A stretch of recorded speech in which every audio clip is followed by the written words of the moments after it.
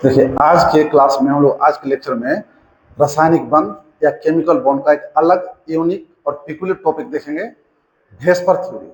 इसको लिखते हैं हम लोग VSEPR थ्योरी, बट प्रोनाउंस किया जाता है भेस्पर थ्योरी।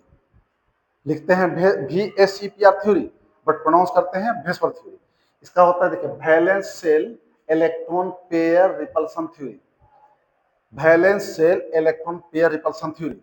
अब रही बात कि इसकी आवश्यकता क्यों पड़ी, क्यों दिया गया, इसका रोल क्या है और केमिस्ट्री में क्या रोल प्ले करता है।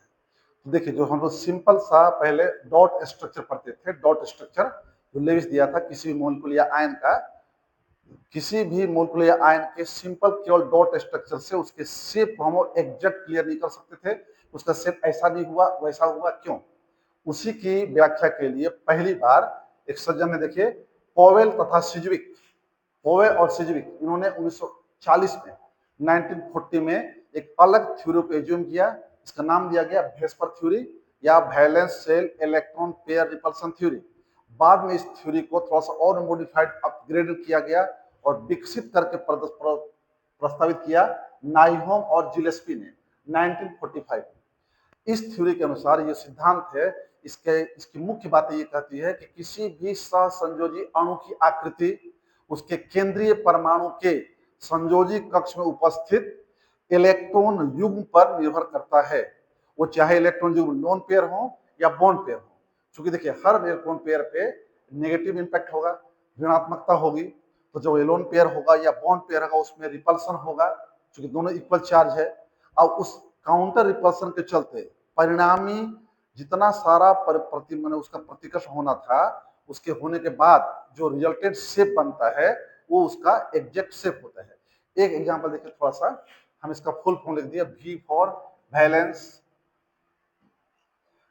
S for sale, E for electron,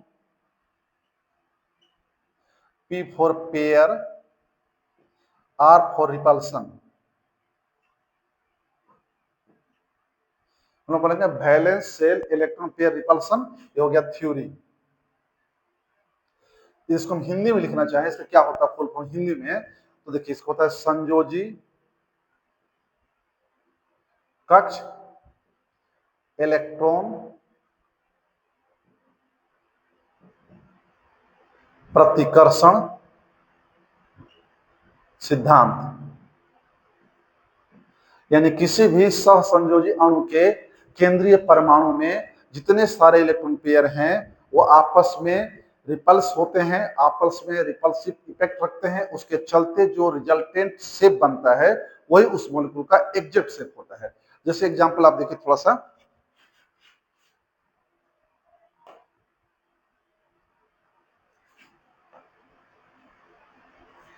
ये CO2 को दिखाना चाहें तो CO2 को जो जनरल डॉट स्ट्रक्चर हम ऐसे बनाते हैं, C इधर डबल बॉन्ड, इधर डबल बॉन्ड, ये राइट है।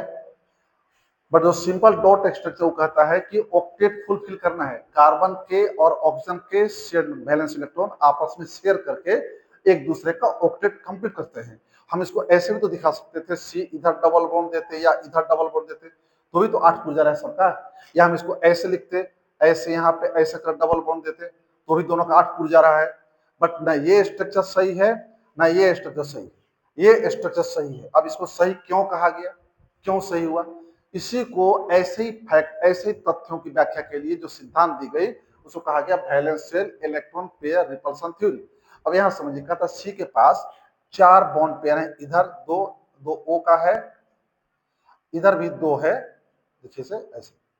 अब ये जो बॉन्ड पेयर इधर है 2 का 2, ये आपस में रिपेल यदि करेंगे भी तो दोनों मैक्सिमम डिस्टेंस पे हैं, तो जो काउंटर रिपल्सन होगा 0 हो जाएगा और स्टेबल हो जाएंगे। बट जब यहाँ कंसीडर करें तो ये जो रिपल्सन होगा ऐसे, इसको स्टेबल नहीं रहने देगा, ये भी स्टेबल नहीं होगा। यानी कि किसी भी कोवेलेंट मॉलिक्यूल का रिजल्टेंट शेप उसके वैलेंस सेल इलेक्ट्रॉन के पेयर का रिजल्टेंट होता है। उस पेयर के जो रिपल्सिव इफेक्ट होगा उसके चलते बनता है। ठीक है। अब इस सिद्धांत की जो मुख्य बातें थी उसको हम देखेंगे, लेकिन एक बार फिर से रिपीट समझिए, है क्या ये, है क्या? हम लोग सिंपल जो डॉट स्ट्रक्चर बनाए, कोवैलेंसी दिखाए, कोवैलेंसी में डॉट स्ट्रक्चर था, हर एटम अपना ऑक्टेट कंप्लीट कर रहा था, लेविस स्केलर डॉट स्ट्रक्चर दिया, सही भी था, हर का ऑपरेट कंप्लीट हो रहा था, लेकिन वहां एक प्रॉब्लम हो रहा था कि हम उस डॉट स्ट्रक्चर से ये स्पष्ट नहीं कर सकते थे कि इस मॉलिक्यूलर शेप यह ही होगा, है ना। बाद में जैसे एग्जांपल दिया, आप CO2 हम लोग ऐसे बना देते हैं, बट ऐसे भी क्यों नहीं बनाते हैं, ऐसे क्यों नहीं बनाते हैं, क्योंकि ऑक्टेट दोनों का कंप्लीट है। तो बताया गया कि नहीं, ऐसा इसलिए नहीं हो सकता है क्योंकि इसमें जो बॉन्ड पे रिपल्सन है, उस रिपल्सन के चलते इसका शेप हो जाता है linear, neither this nor this, ना ये होगा ना ये होगा, है ना। इसी तरह से वेस्पर थ्योरी का यूज हम लोग किसी भी मॉलिक्यूल या आयन के एग्जैक्ट शेप के कैलकुलेशन के लिए करते हैं। अगले क्लास में हम लोग देखेंगे वेस्पर थ्योरी के मेन फैक्ट्स, मेन पॉइंट्स क्या होते हैं, उसको बता दिया जाएगा।